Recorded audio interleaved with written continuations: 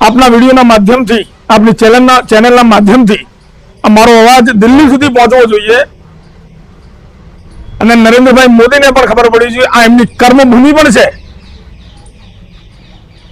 સિદ્ધપુર એ એમની કર્મભૂમિ છે, એમની અને શંકરસિંહ વાઘેલાની. આ વિડીયોના માધ્યમથી કહું છું કે આ પ્રિમાઇસીસનું ખૂબ ઝડપી આનો ડેવલપિંગ કરી અને હિન્દુ સમુદાયને આ પ્રિમાઇસીસની અંદર મહાદેવજીના ની પૂજા અર્ચના કરવાની છૂટ આપવામાં આવે. આ સ્થિતિ છે જે આપની સમક્ષ છે.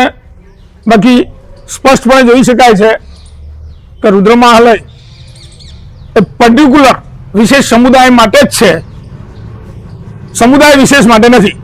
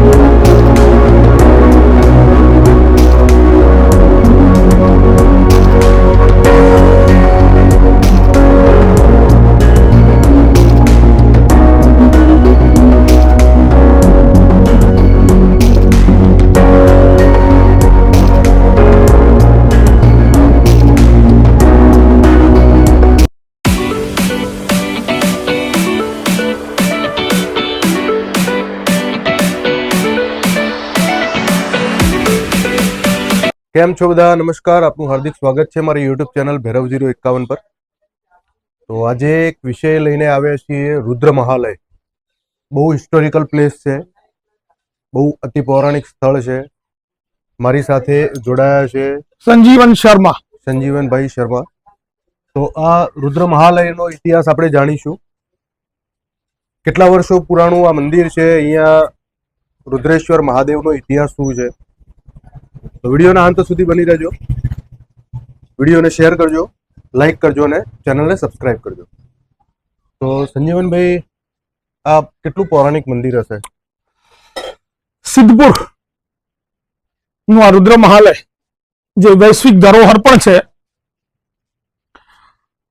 આનું ખાતમુહૂર્ત મોડા સોલંકીએ 940માં કર્યું હતું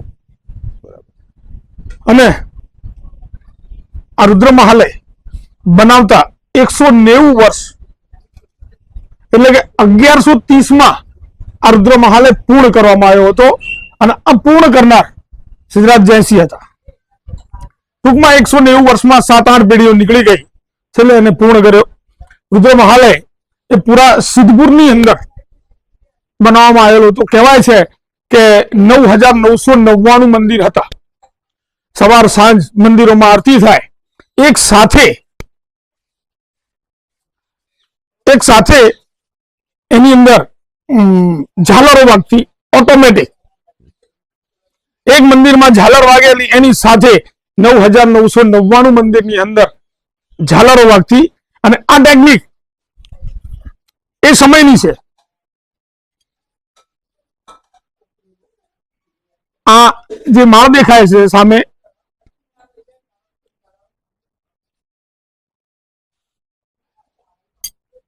આ માળ દેખાય છે સામે, કહેવાય છે 7 માળનો હતો.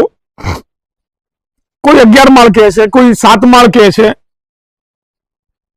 પણ એના ટોપ ઉપર જઈને જો જોવામાં આવે તો પાટણની કોઈ બેન દીકરી પાણી ભરીને જતી હોય તો પાટણની એ પાણી ભરીને જતી બેન દીકરી અહીંથી આપણે આપણી નજરથી જોઈ શકીએ. કારણ એ વખતે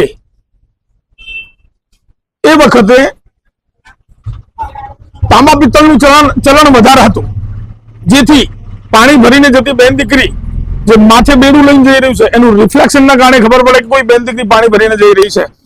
એટલી ઊંચાઈ હતી આની. અને અમદાવાદની સ્ટ્રીટ લાઇટ દેખાતી, ટૂંકમાં રુદ્રમાલની નો ફેલાવો ગણીએ તો સિદ્ધપુર આખું એની અંદર આવી જાય છે. જે તે વખતે એને શ્રી સ્થળ તરીકે પણ સિદ્ધપુરને ઓળખવામાં આવતું હતું. એના પછી કોઈ વિદેશી આક્રાંતા હોય આ રુદ્ર મહાલય પર આક્રમણ કર્યું અને રુદ્ર મહાલયને ધ્વસ્ત કર્યો. એના પછી આ અવશેષો આટલા વધ્યા છે જેની અંદર રુદ્રેશ્વર મહાદેવ બિરાજમાન છે. 1824 પોર્ટલેન્ડની અંદર સિમેન્ટની શોધ થઈ 1824 અને હિન્દુસ્તાનની અંદર 1904 સિમેન્ટની ફેક્ટરીની સ્થાપના કરવામાં આવી. એટલે વિદેશી આક્રાંતાઓએ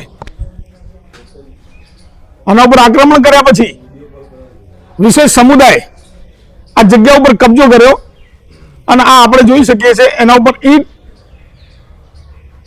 માટી સિમેન્ટનો ઉપયોગ થયો છે.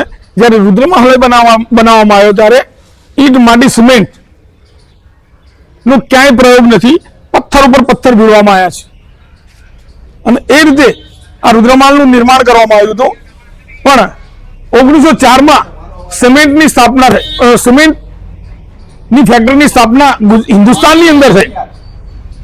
ટૂંકમાં મારું એવું કહેવું છે 1904 પછી સમુદાય વિશેષ દ્વારા આની અંદર ઘૂસપેઠ કરી અને આ આપણે જોઈ શકીએ છીએ ઉપર સિમેન્ટનો પ્રોગ્રામ છે, બાંધકામ છે.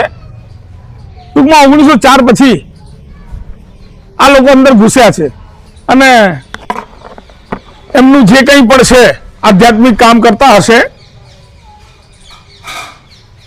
એના પછી 14 માર્ચ શુક્રવાર 1980 ના દિવસે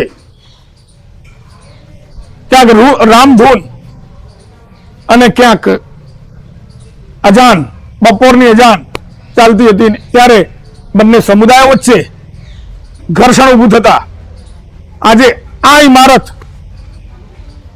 આ અવશેષ જોવા માટે પ્રતિબંધિત છે. તેમાં કોઈ જઈ શકતું નથી, સરકાર હસ્તક છે.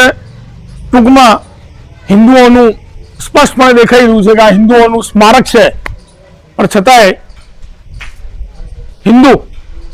આ દેશનો હિન્દુ આ પ્રિમાઇસીસમાં જઈ શકતું નથી. મહાદેવની સેવા કરવી છે, પૂજા કરવી છે, પણ એ બધું જ અત્યારે પ્રતિબંધિત છે.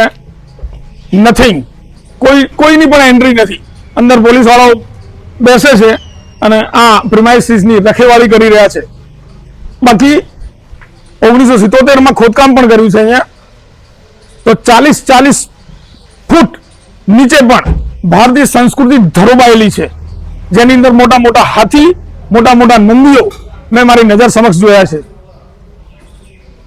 1980 પછી આ પ્રિમાઇસીસની અંદર કોઈ પણ વ્યક્તિએ નહીં જવું એવું સરકારે પ્રતિબંધ લાદી